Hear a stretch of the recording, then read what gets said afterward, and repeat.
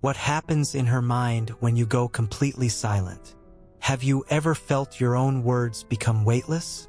You send a text, you make a call, you offer your presence, and in return, you receive a silence that feels like an answer in itself. An answer that tells you your attention has been devalued.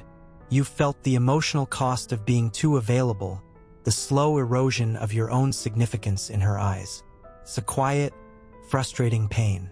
You gave your energy, your focus, and your words, believing they were an offering, only to see them treated as background noise.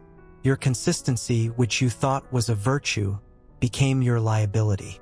Her mind cataloged you as a constant, a predictable variable in her emotional landscape. And in the mathematics of attraction, predictability often equates to invisibility. Your words lost their echo because they were never given the space to resonate. This is where you must understand the pattern interrupt. Her subconscious mind had already written a script for you. You were the one who would text back immediately, the one who would initiate, the one who would fill the void her indifference created. Your role was fixed, but when you go completely silent, you don't just stop communicating, you detonate that script. Your absence becomes a sudden, jarring event in her reality. It's a blank page where she expected a familiar sentence. This disruption forces her conscious mind to engage. The autopilot disengages. For the first time, she is forced to confront your absence, and in doing so, she is forced to confront your presence in a way she never did when you were always there. Your silence is a direct challenge to the unconscious narrative she held about you, and the human brain is wired to pay immediate attention to that which breaks the pattern. What most men fail to grasp is that this act of withdrawal is not a manipulative tactic. It is a mirror. Your silence is not a game you are playing, but a direct reflection of the emotional energy she was giving to you. You are simply matching her frequency.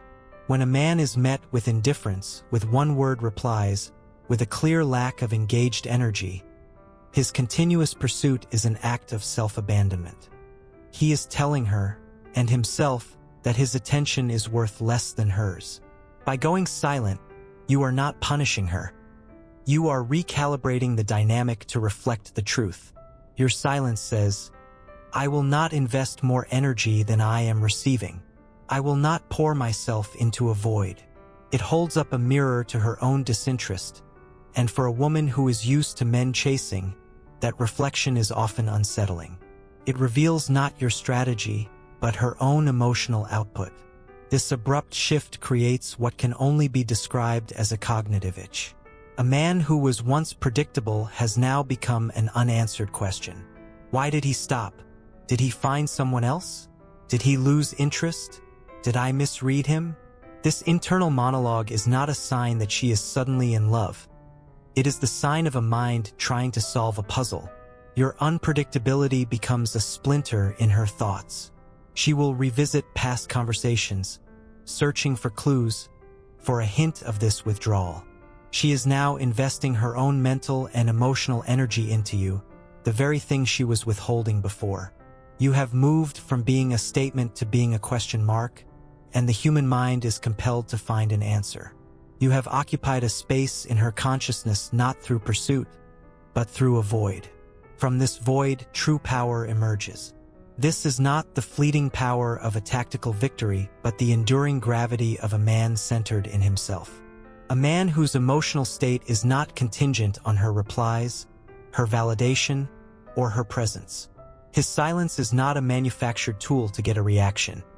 It is the natural consequence of a man who has a life to live, a mission to pursue, a purpose that commands his primary focus. He does not disappear to make a point. He is simply occupied with building his own reality. This creates an authentic, undeniable gravitational pull. A woman does not feel manipulated by this man. She feels his solidity. She senses that his world does not revolve around her. And this makes entering his world a compelling invitation, not a given. The power that emerges from the void you create is the power of a man who has finally made himself the center of his own universe. The unspoken test, why she pulls away when you show interest. That initial connection felt real. The conversation flowed, The laughter was genuine, and for a moment you saw a spark of mutual interest. So you did what felt natural, you showed it. You leaned in, you expressed your admiration, and then, almost predictably, you felt the temperature drop. The energy shifted. Her replies became shorter, the warmth receded, and you were left standing in the cold, holding your own declared interest like a rejected offering. This is the deep, familiar pain of seeing your own honesty devalued, a wound many men carry. It's the bewildering experience of being penalized for the very sincerity you were taught to value. This isn't about niceness being a flaw. It's about what the too nice energy unconsciously signals to her. It is a deep-seated fear, not of your kindness, but of the perceived void behind it. When a man is excessively accommodating, when he forfeits his own perspective to win her approval, he broadcasts a lack of a central core. His kindness no longer feels like a generous gift from a whole person, but a desperate plea from an empty one. Her primal, intuitive self does not register this as safety. It registers it as a vacuum. She fears that your accommodating nature is a strategy to mask a man who has no boundaries, no personal sovereignty, and who will eventually collapse onto her for his sense of self-worth. So she pulls away, not from your interest, but from the perceived burden of that emotional weight.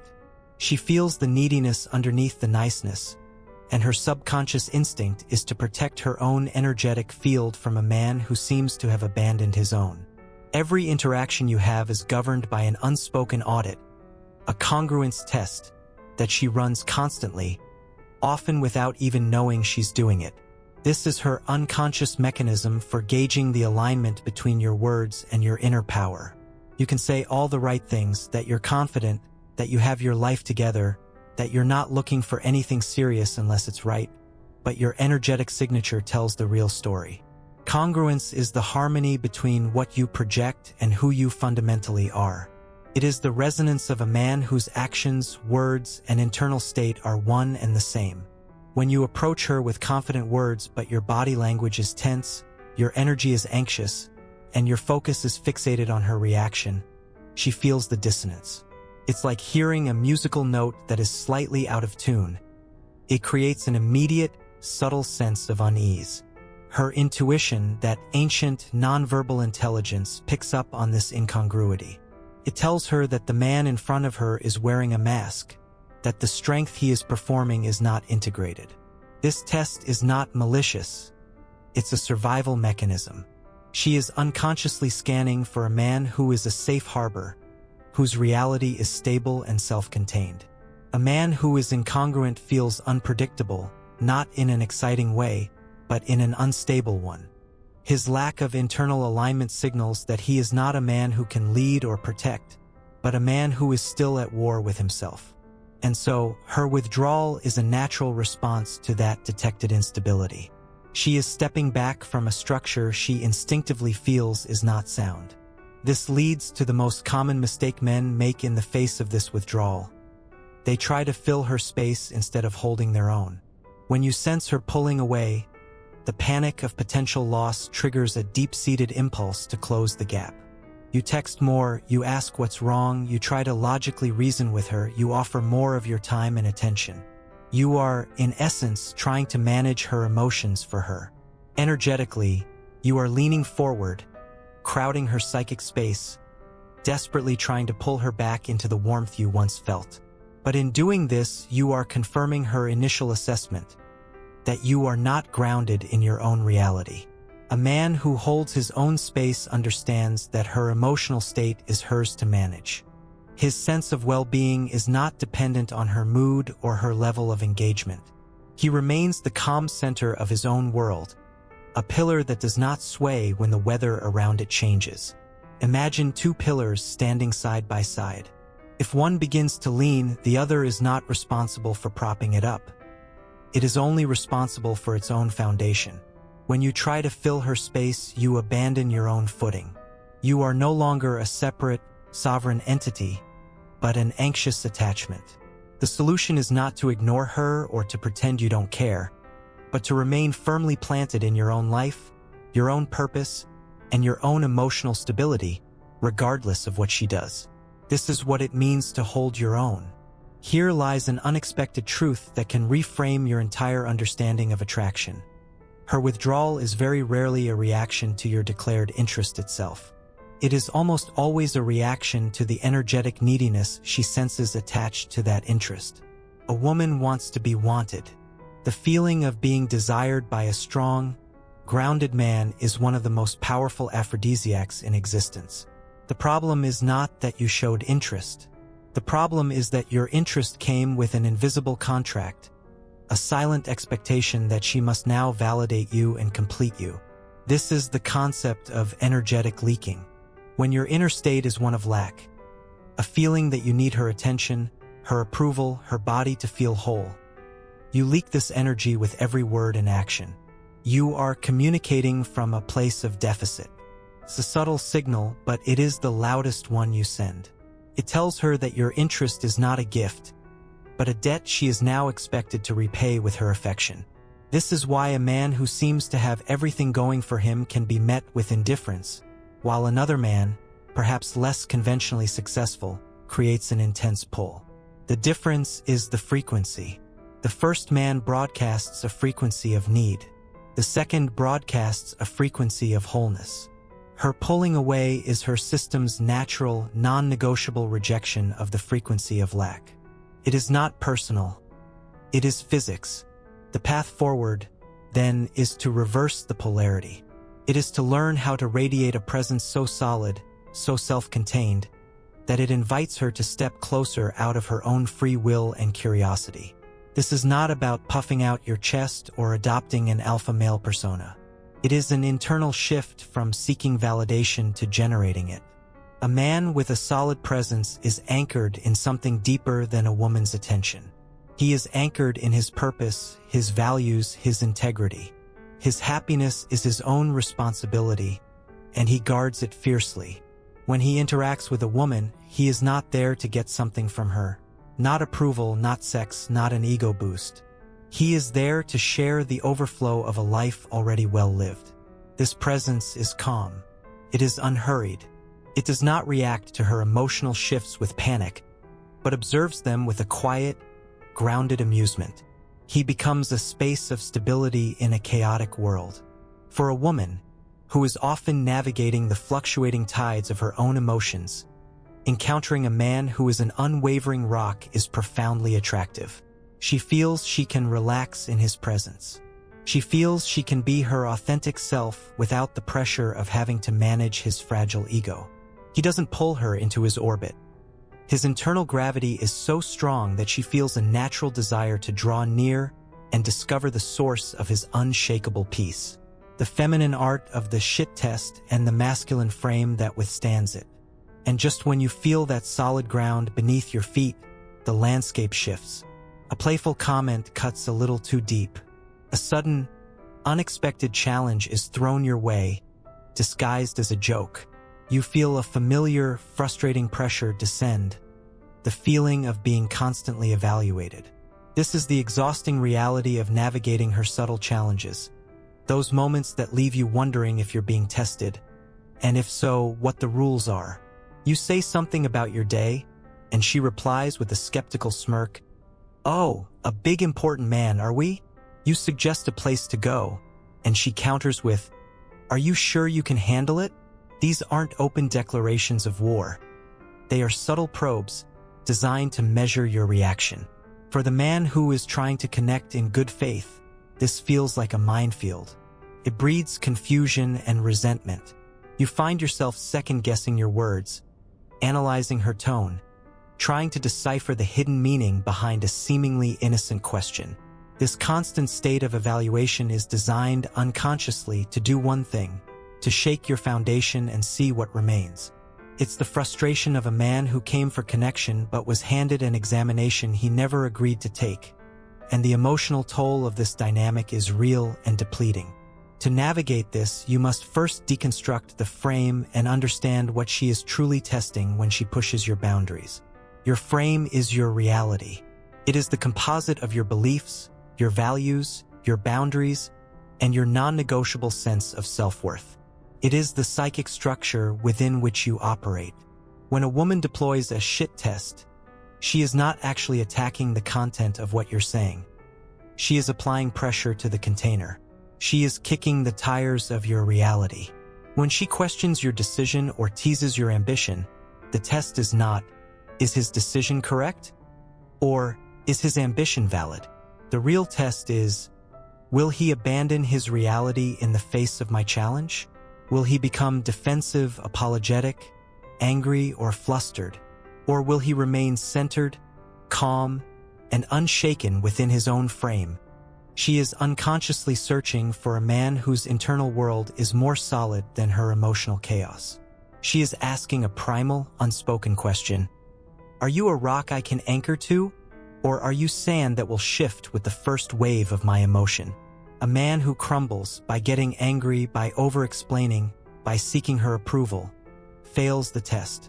He proves that his frame is brittle and that her reality has more power than his.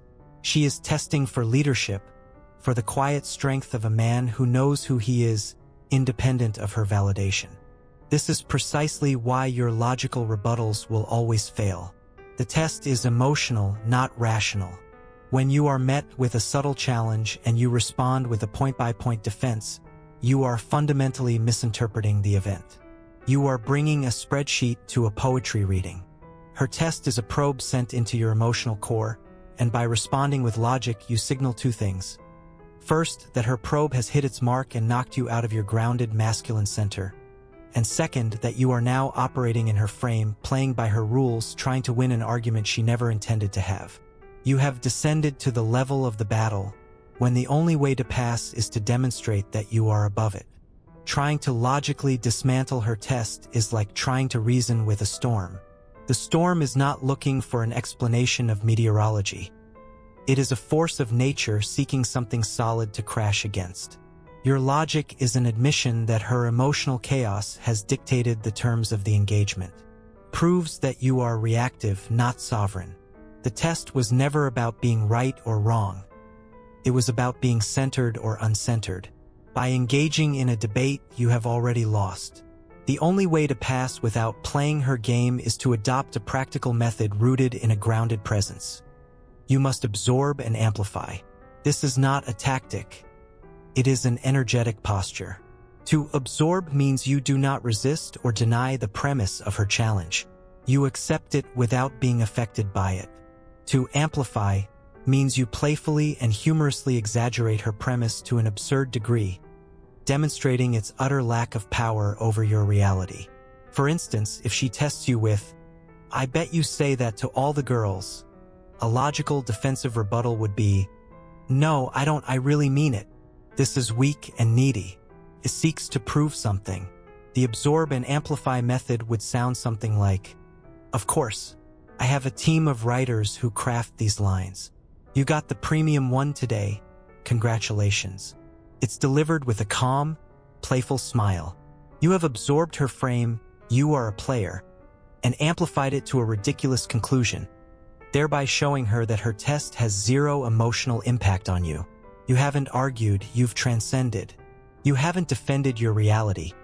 You have demonstrated its strength through humor and unflappable self-possession. This response is not rational. It's emotional and energetic. It communicates that you are so secure in your own frame that you can afford to play within it, and that her attempts to destabilize you are, in fact, amusing. When a man can consistently embody this grounded presence, a profound shift occurs in the dynamic. He moves from being tested to being respected. The tests diminish in frequency and intensity, and often disappear entirely, because their subconscious purpose has been fulfilled. She was testing the walls of your house, and having found them to be made of stone, she no longer needs to kick them. She can finally relax. She can lay down her armor because she feels the safety and security of your solid frame. This is the moment a man earns her deep, primal respect, a respect that is far more potent than fleeting affection. She realizes that his reality is stronger than her chaos, that he is a man who can lead, not because he dominates her, but because he is the master of himself. He has demonstrated, through his non-reactiveness, that he is a safe harbor for her feminine energy. She no longer needs to poke and prod to find his edges, because he has shown her that his boundaries are firm but not brittle. This respect is the bedrock upon which genuine, lasting attraction is built, a foundation that is earned when a man proves he cannot be easily moved from his center. Rejection's hidden gift: what her no reveals about your own unconscious signal. But even a man with a solid frame can be met with a closed door. This introduces a deeper, more profound level of pain. It is the ache of invisibility, the hollow feeling that comes when you believe you have done everything right and are still met with polite indifference or a direct no. You have built a life of substance, you have cultivated interesting hobbies, you have treated her with respect, you have been direct and honest with your intentions. You have checked every box on the list of what constitutes a good man. And yet, she looks through you as if you are made of glass. This kind of rejection cuts deeper than the sting of failing a test, because it feels like a fundamental invalidation of your very being. It plants a seed of doubt that whispers, what if, after all this work, there is something intrinsically wrong with me? The frustration is immense. It feels like you were given a faulty map to a hidden treasure. You followed the instructions perfectly, only to find an empty chest. This experience can lead a man down a dark path of resentment and bitterness, a feeling that the game is rigged and that his genuine efforts are ultimately worthless in the face of some invisible, unspoken currency he simply does not possess. The key to deciphering this painful enigma lies in understanding the concept of energetic leaking. This is the unconscious, continuous broadcast of your unresolved inner neediness, and it repels the very thing you desire. Your energy field, the silent language that communicates far more than your words, tells the truth of your internal state. When you operate from a place of inner lack, a deep-seated belief that you are not enough on your own and that you require her validation, her desire, or her presence to feel whole, you are leaking this neediness into every interaction. It manifests in subtle ways. The slight anxiety in your tone when you ask her out, the way you check your phone obsessively for her reply, the tendency to agree with her too quickly, the inability to sit in comfortable silence because you feel a desperate urge to fill it. As taught by Dr. Joe Dispenza, you are literally broadcasting an electromagnetic signature of lack out into the quantum field. You are sending out the signal of the whole within you, and the universe, by its impartial laws, can only send you back experiences that match that frequency. Her rejection is not a judgment of your character or your worth. It is her entire being, her nervous system, her intuition, her subconscious, reacting to the dissonant, draining frequency of need. She feels, on a primal level, that your interest is not a clean, whole offering, but a hook designed to pull her into fixing your inner emptiness. This leads to an uncomfortable but liberating insight. Her rejection is not personal. It is a symptom of a deeper mismatch in your energetic signatures. We want to believe that attraction is a conscious choice, a checklist of traits and qualities. But its true engine is unconscious and energetic. It is a resonance, a frequency match. When she says no, your ego hears, "You are not good enough." But what is actually happening is far less dramatic and far more scientific. It is simply a statement of non-resonance. Her energy system and your energy system are not vibrating on a compatible wavelength. To her intuition, your signal may feel chaotic, needy, or simply off. It doesn't align with the frequency of strength, stability, and self-possession that her feminine core is unconsciously seeking. Thinking of it this way moves you from the role of the rejected victim to the role of the objective observer. It is no longer a devastating emotional blow, but a piece of neutral data. Just as two magnets can repel each other based on their polarity, two human beings can repel each other based on their energetic state. It is not a moral failing. It is not a measure of your worth. It is a matter of physics. Once you accept this, you can learn how to read the map of her rejection. It ceases to be a weapon that wounds you and becomes a diagnostic tool for your own internal state. A no is no longer a verdict on your value. It is a mirror reflecting the places where you are still leaking power. Instead of collapsing into shame, you can become a diagnostician of your own energy. You can ask yourself the real questions. In that conversation, where did I feel myself start to perform? At what moment did I stop sharing my authentic self and start trying to impress her? Where did I feel that familiar knot of anxiety, that fear of saying the wrong thing? Was I operating from a place of genuine curiosity and shared enjoyment, or was I secretly auditioning for her approval? Her rejection is a precise arrow pointing directly to the wound. It shows you exactly where your frame is weak, where your sense of self is conditional, and where your inner state is one of lack rather than wholeness. This is an incredible gift. The world is providing you with perfect, real-time feedback on your internal alignment. The rejection is simply the printout from the diagnostic test, telling you exactly which circuits need repair. This is the alchemical process of turning pain into power. It is the moment rejection no longer weakens you, but orients you. Alchemy, in the symbolic sense, was about turning base metal like lead into gold. The lead is the heavy, toxic feeling of rejection, the shame, the anger, the sense of worthlessness. The gold is the solid, incorruptible self-possession of a truly grounded man. By using rejection as a diagnostic tool, you engage in this alchemical process. Each no ceases to be a blow that diminishes you. Instead, it becomes a powerful catalyst for introspection and growth. It guides you back to yourself, forcing you to confront the unresolved insecurities and false beliefs that are causing you to leak your power. It is a compass that constantly points you toward the next level of your own evolution. The pain becomes fuel. The sting of rejection is transmuted into the clarifying fire of self-knowledge. You begin to understand that the goal is not to avoid rejection, but to become the kind of man who is no longer defined by it. The hidden gift of her no is that it illuminates the path to becoming a man whose yes to himself is so powerful that it makes any external validation irrelevant. The psychology of seductive indifference, becoming the center of your own universe.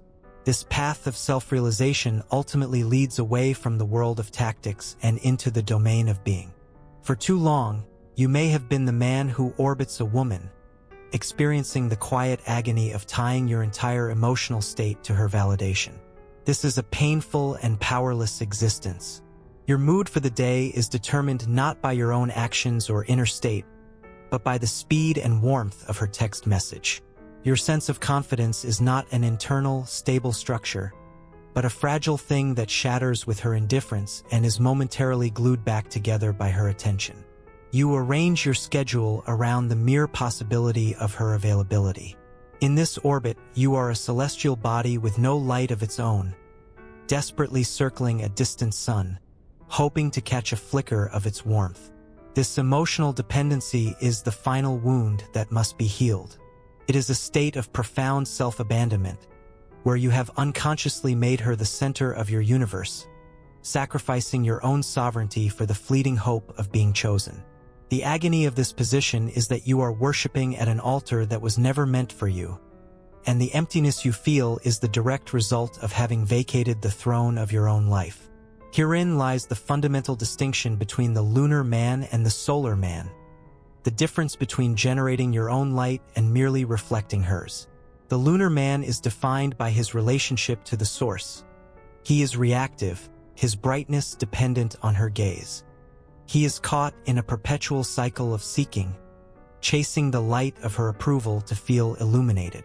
When she turns away, he is plunged into darkness and cold.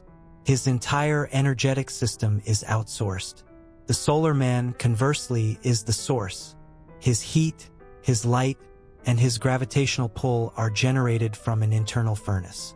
This furnace is his purpose, his non-negotiable values, his mission in the world. He doesn't seek warmth, he radiates it.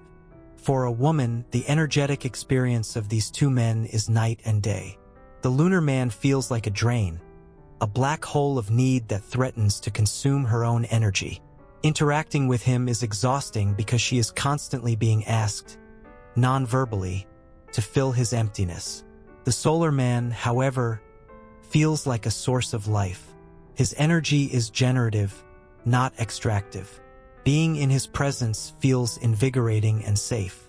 She is not being asked to complete him, but is being invited to share in the abundance of a man who is already whole. This is the ultimate attractor. A man whose light is not for sale and is not conditional upon her presence. This state of being is often misunderstood as not caring. But seductive indifference is not apathy.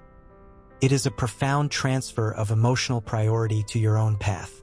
This is perhaps the most critical distinction a man can make. It is not about becoming a cold or callous person who dismisses the feelings of others. It is not a strategy of manipulative detachment. It is an act of supreme self-possession. It is the conscious and deliberate decision to make your own mental, emotional, and spiritual well-being the primary focus of your life. Your indifference is not directed at her as a person, but at the outcome of your interaction. You can be present, warm, and engaging, but you are fundamentally unattached to whether she likes you, chooses you, or sleeps with you. Why? Because your sense of worth, your happiness, and your mission will continue undiminished, regardless of her decision. You have decoupled your inner state from external validation. This is not a game of pretending to be busy or hard to get. It is the reality of a man whose life is so full and aligned with his purpose that her participation is a welcome addition, not a desperate requirement. This authentic self-prioritization creates the gravitational pull of purpose. A man who is deeply immersed in his mission becomes an unconscious point of fascination. His attention is the most valuable currency he possesses, and he does not spend it frivolously. Because his mind and energy are genuinely occupied with building his business, creating his art, training his body, or contributing to his community, he is not sitting by the phone waiting for a text. He is not strategizing how to win her over. He is executing his life's plan. This creates a natural scarcity of his attention that is far more potent than any manufactured tactic. A woman observes this man moving through the world with a quiet intensity, a sense of direction that is internally derived. He possesses a calm focus that is magnetic. He is not looking for a woman to be the adventure. He is on an adventure and is extending an invitation for her to join. This is profoundly attractive to the feminine core, which is drawn to masculine energy that is directional and purposeful. He is not a problem to be solved or a boy to be mothered. He is a man engaged in the act of shaping the world around him, and that is the most seductive quality of all. Ultimately, the most powerful communication is not in what you say, but in what you are. The language of a man's presence speaks louder than any words of pursuit. It is the silent, incontrovertible evidence of a life being lived with intention and integrity. Your discipline, your boundaries, your unwavering commitment to your own growth. These are the things that communicate your value on a level that bypasses her conscious mind and speaks directly to her soul. Your presence becomes a declaration of your inner state. It says, "This is my reality. This is the standard I hold for myself and for those I allow into my life. I am whole, complete, and happy on my own." When you embody this energy, the dynamic is permanently reversed. You are no longer the supplicant seeking entry into her world. You are the gatekeeper of your own. The chase ends not because you have captured something, but because you have become something. You have become the center of your own universe, a fixed point of strength and purpose. What you perceive as emptiness is not due to her absence, but to your own repressed expectation. If this journey has revealed something to you, it is because you are finally ready to stop playing the game and start embodying the prize.